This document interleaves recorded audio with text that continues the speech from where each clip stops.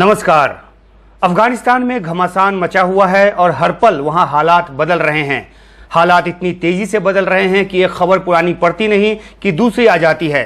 ताज़ा जानकारी यह है कि जलालाबाद, जो कि एक बहुत ही अहम शहर है अफगानिस्तान का, वहां भी तालिबान का कब्जा हो गया है। जानकारी ये भी आ रही है कि वहां के गवर्नर ने आत्मसमर्पण कर दिया। दलील ये दी जा रही है कि नागरिकों का खून खराबा न हो क्रॉस फायरिंग में या तालिबान के हाथों, इसलिए बिना लड़े ही तालिबान को एक तरह से सुपुर्द कर दिया गया जलालाबाद।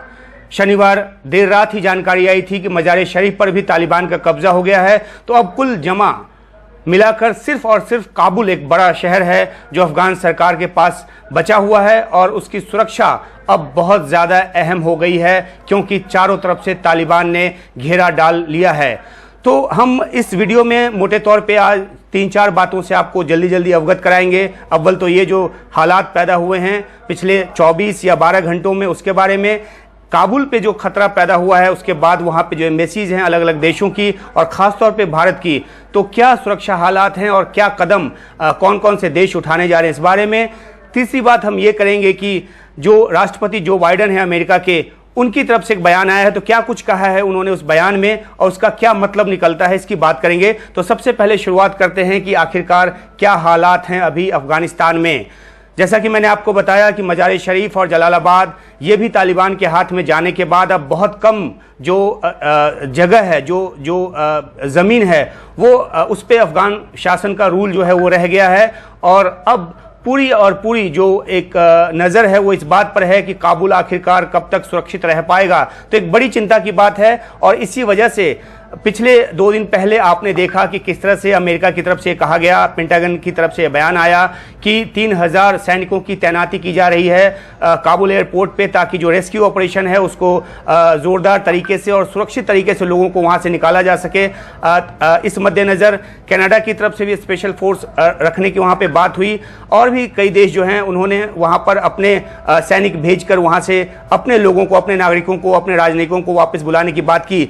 हम आपको बता रहे हैं कि जो ऐसे देश जिन्होंने अपने स्टाफ को कम करने का फैसला किया है, कम से कम तर करने का फैसला किया है, उसमें अमेरिका के अलावा ब्रिटेन भी शामिल है, जर्मनी भी शामिल है और नीदरलैंड भी शामिल है। ये ऐसे देश हैं जो काबुल से अपने स्टाफ को, अपने नागरिकों को कम कर रहे हैं। लेकिन कुछ ऐसे देश हैं जिन्होंने पूरी तरह से अपने दूतावास को बंद करने का फैसला कर लिया है। उसमें चेक रिपब्लिक है, डेनमार्क है, नॉर्वे है, ऑस्ट्रेलिया है। चुनौती भारत के सामने यह है कि वो क्या करे। जो हमारी जानकारी है उसके मुताबिक लगातार समीक्षा बैठक जो है सुरक्षा के मद्देनज़र वो की जा रही है। हालात पर पूरी तरह से नज़र बनाए रखी जा रही है। इतना ज़रूर है कि भारत जो है वो किसी भी सूरत में नहीं चाहेगा कि जो दूतावास में वहाँ पे भारत के कर्मचारी हैं उन पे किसी तरह का खतरा हो, किसी तरह से उनको नुकसान पहुँचाए जाने की आशंका हो। तो ऐसी कोई स्थिति हो उसके पहले भारत भी चाहेगा कि अपने दूतावास से अपने स्टाफ को कम से कमतर कर दे या बिल्कुल जो भारतीय नागरिक जैसे कांधार से और फिर मजार शरीफ से निकाल लिया भारतीय स्टाफ को, भारतीय राजनयिकों को, और स्थानीय जो कर्मचारी हैं, अफगान के जो कर्मचारी हैं, उनके ज़रिए जो कामकाज है वहाँ पे वो जारी रखा। उसी तरह से अब काबुल में भी क्या स्थिति हो, हालांकि ये कहना थोड़ी सी अभी जल्दबाजी होगी, क्योंकि सुरक्षा के हालात के मद्देनज़र जब तक सरकार की तरफ से एक फैसला नहीं ले लिया जाता तब तक कहा नहीं जा सकता कि आखिरकार क्या होगा। लेकिन जिस तरह से अमेरिका ने अपनी चिंता जताई है और जिस तरह से ट्रुप्स को डिप्लॉय करके वहाँ से अपने नागरिकों को और राजनयिकों को निकालने की उसने बात की है, तो जाहिर सी बात है कि भारत पर भी एक दबाव है, एक चिंता है। हालांकि जो गुरुवार को प्रेस ब्रीफिंग हुई थी विदेश मंत्रालय की, उसमें कहा गया था कि अभी दूतावास बंद नहीं किया जा रहा है, स्टाफ वहां से बुलाए नहीं जा रहे। लेकिन जैसा कि मैंने कहा कि हर पल हालात वहां पे बदल रहे हैं। जो तालिबान है बिल्कुल काबुल के दरवाजे पर खड़ा है, तो ऐसे में क्या स्थिति इस हद तक बिगड़ने दी जाए जिसके बाद वहां से रेस्क्यू ऑपरेशन किया जाए, जो कि ज़्यादा चुनौती भरा काम होगा, ज़्यादा मुश्किल काम होगा, या समय रहते वहां से अपने स्टाफ को सुरक्षित निकाला जाए। तो ये एक बड़ी चुनौती भारत के सामने है और इसी मद्देनज़र शनिवार को भी समीक्षा बैठक हुई और अभी भी हमारी कुछ अधिकारियों से बात हुई तो वो कह रहे हैं कि लगातार समीक्षा जो है वो जारी है, ये एक सतत प्रक्रिया है। इस बीच अहम बात यह भी है कि राष्ट्रपति जो बाइडेन, अमेरिका के जो राष्ट्रपति हैं, उनकी तरफ से एक लंबा चौड़ा बयान आया है। व्हाइट हाउस ने एक प्रेस विज्ञप्ति जारी कर पूरी बात उसमें बताई है कि क्या कुछ कहा है राष्ट्रपति जो बाइडेन ने। उन्होंने सबसे बड़ी बात तो यही कही है कि 5,000 करीब 5,000 ट्रुप्स जो हैं वो भेजे जा रहे हैं ताकि जो रेस्क्यू ऑपरेशन है उसको बखूबी अंजाम दिया जा सके। और साथ ही साथ उन्होंने ये भी कहा है कि दोहा में तालिबान के जो प्रतिनिधि हैं उनको कड़ा संदेश ये दे दिया गया है कि अगर अमेरिकी मिशन या अमेरिकी जो कर्मी हैं वहां पर उन पर किसी तरह से हमला हुआ, किसी तरह से उनको नुकसान पहुंचाए जाने की कोशिश हुई तो बहुत ही कठोर सैन्य कार्रवाई होगी। यहां देखने वाली बात है कि अमेरिका सिर्फ और सिर्फ जो अमेरिकी जो वहां पे नागरिक राज नहीं किया, जो अमेरिका के साथ सहयोग करने वाले देश या अफगानिस्तान के जो स्थानीय लोग हैं उनकी सुरक्षा की चिंता में है। पूरे अफगानिस्तान में जो कुछ हो रहा है उसको अब अमेरिका ने अफगानिस्तान का प्रारब्ध मान लिया है और इसी लिए ये कहा जा रहा है कि अफगानिस्तान को अब अपनी लड़ाई जो है खुद लड़नी होगी। जो बाइडेन ने कुछ दिन पहले एक वीडियो संदेश में या एक प्रेस ब्रीफिंग में भी ये बात कही थी कि अफगान के लीडरों को एक होना होगा और वहाँ की जो सैनिक 3 लाख सैनिक जिसको कि हमने प्रशिक्षित किया है, अमेरिका ने जिसको प्रशिक्षित किया है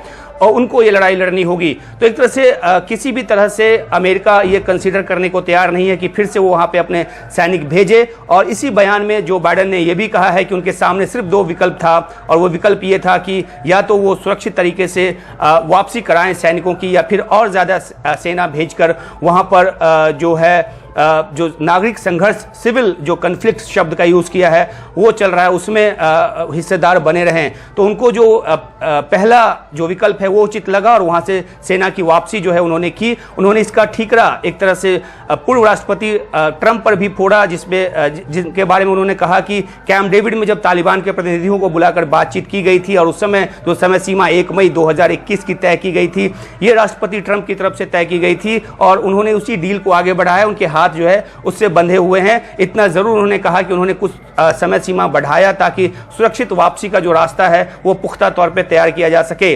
पूरा का पूरा जोर अमेरिका का इस बात पर है कि किस तरह का राजनीतिक समाधान अब अफगान समस्या का निकाला जाए और इसलिए राष्ट्रपति जो बाइडेन ने यह भी कहा है कि जो ब्लिंकन हैं सेक्रेटरी ऑफ स्टेट उनको जिम्मेदारी दी है कि वो पूरी तरह से मदद करें अफगान के लीडरशिप की।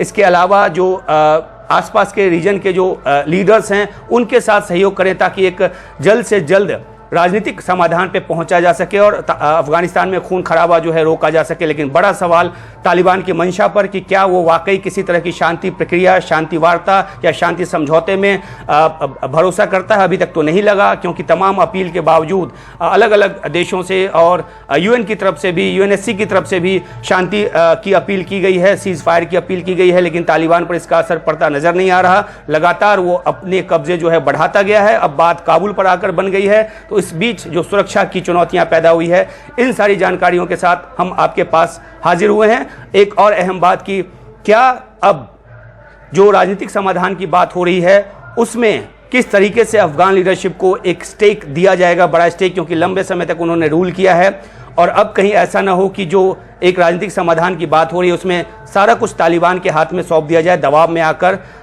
यह जरूर कहा जा रहा है कि तालिबान को मान्यता नहीं दी जाएगी अगर उसने ज़बरदस्ती सत्ता पे काबिज किया तो, लेकिन जिस तरह के हालात बन रहे हैं अब सत्ता पे काबिज होना तालिबान के लिए ये कहा जा सकता है कि कुछ ही दिनों या हफ्तों की बात है। रेसिस्टेंस उसको ज़रूर काबुल में मिलेगा क्योंकि दुर्ग के तौर पे काबुल को बनाया गया है, बहुत फोर्टिफाइड है वो शहर। तो देखना है कि अलग अलग शहरों में जहाँ पे कई जगहों पे तो बिना जो रेसिस्टेंस है उसके बिना ही जो तालिबान है उसने अपना कब्जा कर लिया, तो काबुल में क्या उसको चुनौती फेस करनी पड़ती है, क्या उसको तगड़ा प्रतिकार मिलता है या वहाँ भी कुछ इस तरह का होता है। हालांकि जो जिस तरह की सुरक्षा व्यवस्था की बात अभी अमेरिका की तरफ से की गई है तो ज़रूर रेसिस्टेंस वहाँ पे मिलेगा क्योंकि बहुत सारे मिशंस हैं, बहुत सारे देशों के जो वहाँ पे नागरिक हैं वो अभी भी हैं।